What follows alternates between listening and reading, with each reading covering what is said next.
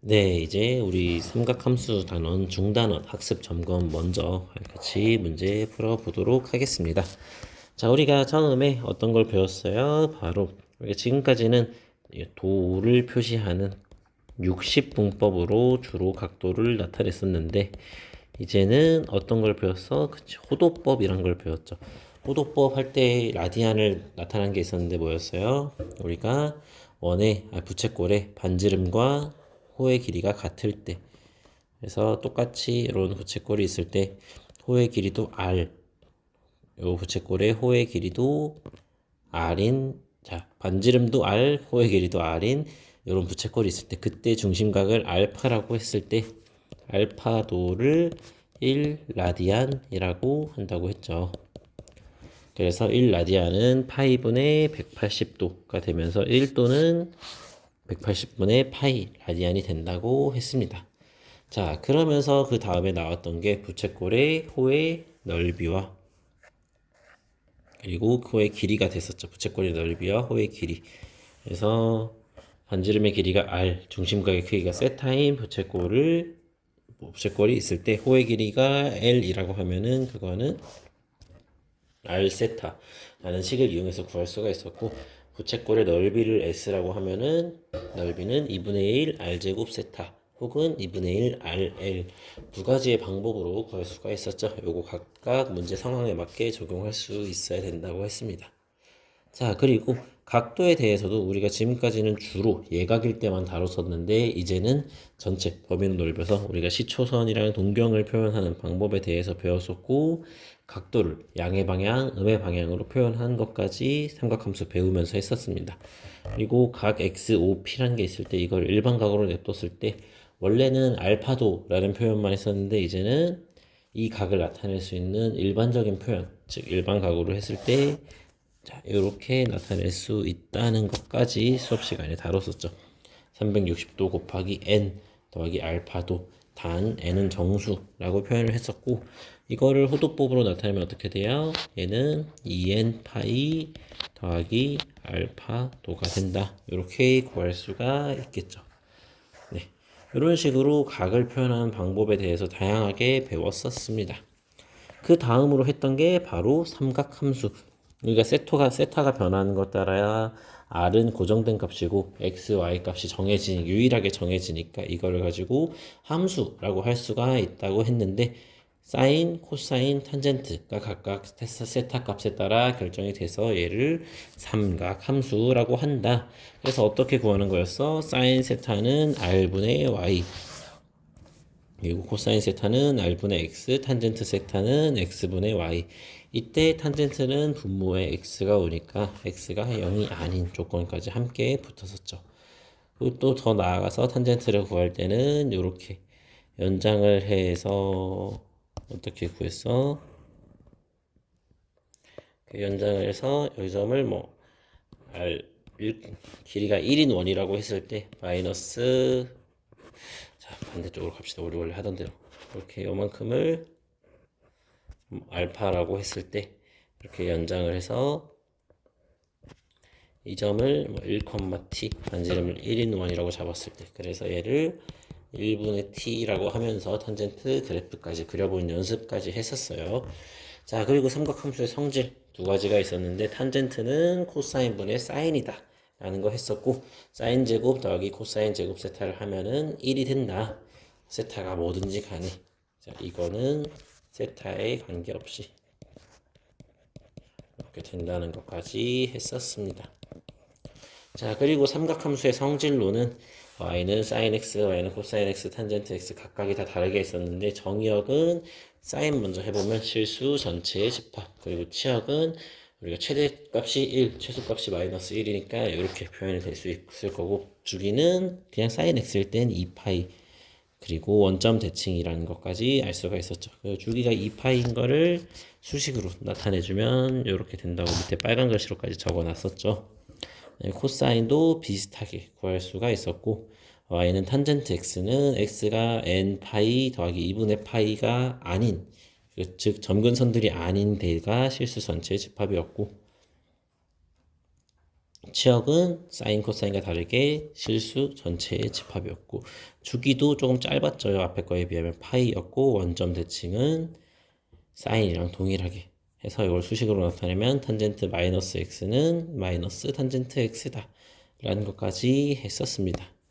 자, 여기서 끝나는 게 아니라 두 동경의 위치 관계도 다뤘었죠. 그래서 동경이 일치할 때 x축 대칭일 때 y축 대칭일 때 원점 대칭일 때 각각 다 증명까지 하면서 보여줬었죠. 요 네 가지 두 동경이 있을 때 이렇다는 관계까지 알아냈었고 그 다음에 삼각함수가 포함된 방정식과 부등식에서 해를 구한 뒤에 주기나 대칭성을 이용해서 구하면 된다는 거 우리 삼각함수 단원에서 마지막에 했던 내용들이죠. 요거까지 잘 기억을 하고 넘어가 보겠습니다. 자, 그 다음에 탄젠트일 때 점근선은 그럼 뭐였어요? 이것도 앞에 내용이 없어서 안 적어놨는데 점근선은 x는 n 파이 더하기 2분의 파이 n은 정수 이게 점근선이 됐었죠.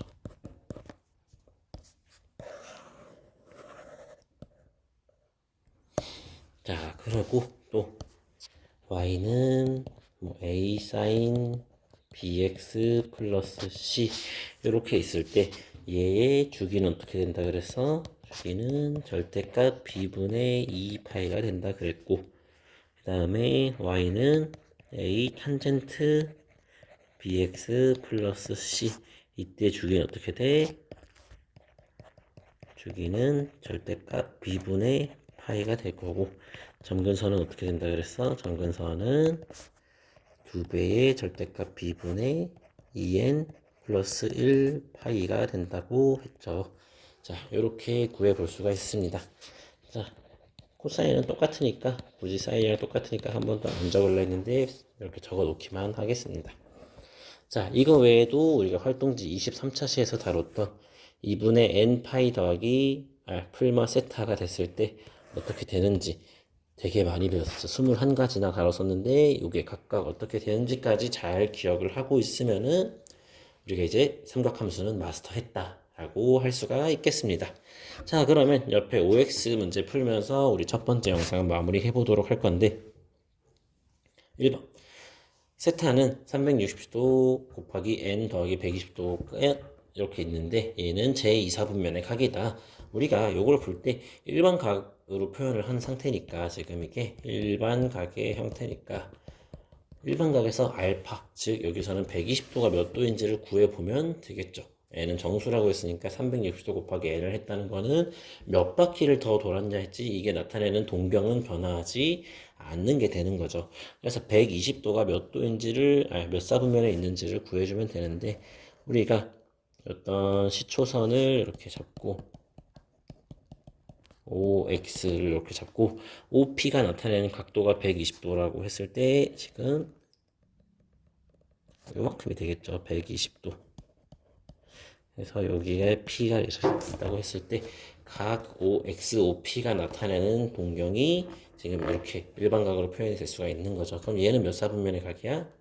2사분면의 각에 있는 거 맞다고 볼 수 있죠. 그림을 통해서. 이렇게 된다는 거 알 수가 있었습니다. 그 다음에 세타가 3, 4분면의 각일 때 사인 세타는 0보다 작고 코사인 세타는 0보다 작고 탄젠트 세타는 0보다 작다. 자, 우리가 4분면마다 부호가 어떻게 되는지를 다뤘었는데 어떻게 됐었어요? 1사분면에서는 사인, 코사인, 탄젠트 모두가 양수가 됐었고 그 다음에 2사분면에서는 사인만 양수가 됐었고 3사분면에서는 코사인이 아니라 탄젠트만 양수가 됐었고 4사분면에서는 코사인만 양수가 됐었어요. 그래서 요거를 어떻게 줄여가지고 올사탄코라고 보통 많이 외웠었죠. 그렇게 된다는 거는 지금 모두가 음수인 사분면이 지금 있어요? 없죠. 그래서 이렇게 되는 사분면은 존재하지 않는다. 뭐 하나는 양수이게 됩니다. 그래서 세타가 제3 사분면이 아니라 그냥 모든 사분면이더라도 얘는 해당할 수가 없다. 그래서 이번에 답은 X가 되겠네요. 자, 3번. y는 sin x의 최대값은 1이다. 우리 sin x의 그래프를 그리면 어떻게 됐었어? 그냥 파동처럼 이렇게 왔다 갔다 올라갔다 올라갔다 내려갔다 올라갔다 내려갔다 이렇게 되는 거다 된다고 했었죠. 자, 그림이 아주 엉망인데 자, 이때 최대값 얼마였어? 다 1로 고정이었었죠. 그래서 최대값은 1이 맞다. 3번은 맞다. 그다음에 4번 탄젠트 마이너스 x는 탄젠트 x이다. 요게 의미하는 게 뭐야? 얘는 y축 대칭이어야 이게 성립을 하는 거죠. 근데 탄젠트는 y축 대칭인가? 아니죠. 그렇기 때문에 얘는 틀렸다. 그럼 탄젠트는 무슨 대칭이야? 원점 대칭이니까 맞게 표현하려면 어떻게 해야 돼? 탄젠트 마이너스 x는 마이너스 탄젠트 x라고 적어줘야 맞는 말이 되겠죠. 자, 그럼 우리가 이렇게 개념 정리를 한번 쑥 해봤고 OX 문제까지 풀어봤습니다. 자, 이렇게 일단 첫 번째 영상 마무리하고 두 번째부터 본격적으로 문제 풀어보도록 할게요.